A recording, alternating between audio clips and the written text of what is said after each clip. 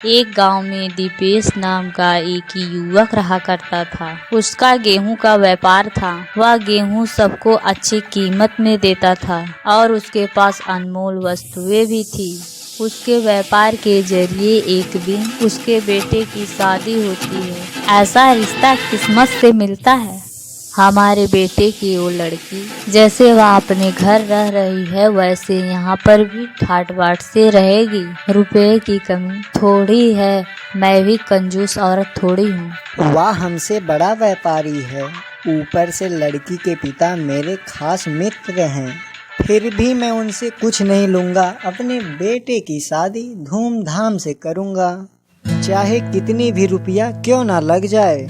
फिर एक दिन दीपेश अपने दुकान पर जाता है और उसका पुराना व्यापारी मिलता है। और भाई दीपेश, क्या हाल है? ठीक है भाई श्याम, अपना बताओ, कैसे आना हुआ? और घर परिवार सब ठीक है ना?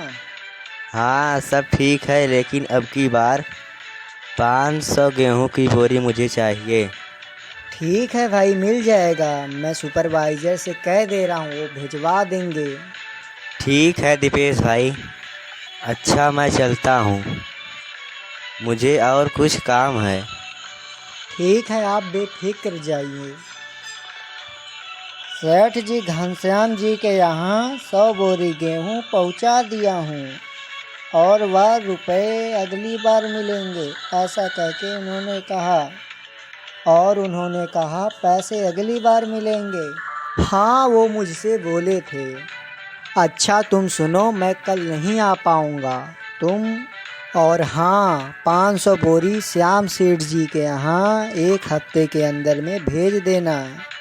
और हाँ, 500 बोरी श्याम सेठ जी के यहाँ 1 हफ्ते के अंदर भिजवा देना। ठीक है सेठ जी, आप बेफिक्र जाइए, मैं पहुँचवा दूँगा। और हाँ, व्यापार अच्छे से देखना। ठीक है सेठ जी। फिर दीपेश घर आने के बाद कहता है कि अरे सुनती हो, मैं कल एक हीरा लेकर महाराज जी के पास जाऊंगा और बेचकर अच्छे रुपए लेकर आऊंगा। और कहता है कि मैं कल ही सुबह निकल जाऊंगा। प्रणाम महाराज। हाँ बताओ। महाराज, मैं एक हीरा लाया हूँ, उसको देखिए।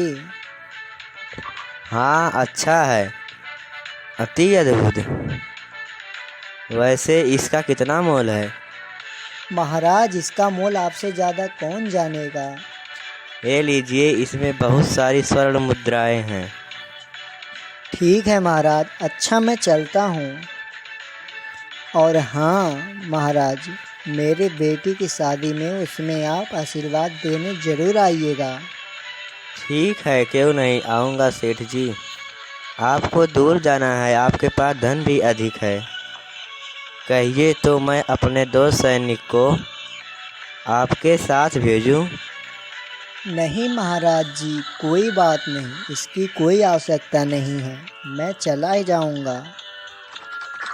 फिर वह राजमहल से निकलकर रास्ते में कहता है, मैं गाय को कैसे ले जाऊंगा? अगर गाय वाला गाय मेरे घर पहुंचा देता तो अच्छा रहता। हाँ भाई, गाय का रेट कितना लगा रहे हो? देखिए सेठ जी, अभी ये 5 वर्ष की है और ये सुबह शाम 4 लीटर दूध भी देती है। ठीक है, मगर ये बताओ मैं इसको कैसे ले जाऊंगा? मुझे तो घोड़े से जाना है, लेकिन ये कैसे ले जाऊंगा? ठीक है सेठ जी, पर कोई बात नहीं, आप निश्चित होकर जाए, मैं इसे पहुंचा देता हूँ। ठीक है भाई, ये तो आपने मेरे मुंह की बात कर दी। फिर दीपेश घर लौट आता है और गाय वाला गाय लेकर निकल जाता है। दीपेश के घर के रास्ते के सामने एक बौना मिलता है और कहता है, यह आदमी इतनी तंदुरुस्त गाय लेकर कहाँ जा रहा है? अगर यह गाय मुझे मिल गई तो मेरा पेट दूध पी के और निकल जाएगा। अरे भाई दीपेश सेठ का घर किधर है? यही सही मौका है। अरे भाई मैं उनका नौकर हूँ, उनका आलू का व्यापार चलता है ना। हाँ वही। उनका घर तो अभी बहुत दूर है, मैं भी उनके यहाँ काम करता हूँ। चलते चलते थक गया हूँ, थोड़ी देर यहाँ पर आराम कर लेता हूँ। अरे गाय कहाँ गई? अभी तक गाय लेकर नहीं आया, क्या बात है। मुझको चलकर देखना पड़ेगा, कहीं रास्ता तो नहीं भटक गया है। अब तक तो आ जाना चाहिए था, चल के देखता हूँ। अरे भाई गाय कहाँ गई? सेठ जी मैं गाय लेकर आ ही रहा था, रास्ते में एक बौना मिला। उसने कहा मैं सेठ जी का नौकर हूँ, उनका आलू का व्यापार है। फिर इतना कहकर चला गया और मेरी नींद लग गई। क्या कह रहे हो बौना? मेरे यहाँ तो कोई बौना काम नहीं करता है। वो लग रहा है मेरे गांव का एक बौना है। वो क्या उसकी एक आँख नहीं थी? हाँ सेठ जी। हाँ तो फिर वो मेरे गांव का चोर है, आपको नया देखकर उसने गाय भांज दी है। चलिए अच्छा आप जाएं, कोई दिक्कत नहीं, मैं उसके घर जाता हूँ, गाय देगा क्यों नहीं। तभी उसे गाय वाला सारी कहानी बताता है। तभी सेठ बौना के घर जाता है। अरे बौना ये गाय कहाँ से लाया है? क्या सेठ जी आप यहाँ? आपको कैसे पता चला कि मैं गाय लेके आया हूँ? जिनसे तू गाय लेकर आया है उन्हीं से पता चला है। ऐसे चोरी करते हैं? कोई नया आदमी गांव में देख ले तो उसको चोरी उसके साथ कर ले, ये भी कोई बात है? अब तुम्हें मैं अच्छे से सबक सिखाता हूँ। चोरी करना छोड़ दो, नहीं तो राजमहल में दे दूंगा सैनिकों के पास। जाने दीजिए सेठ जी, गलती हो गई, अब से नहीं होगा।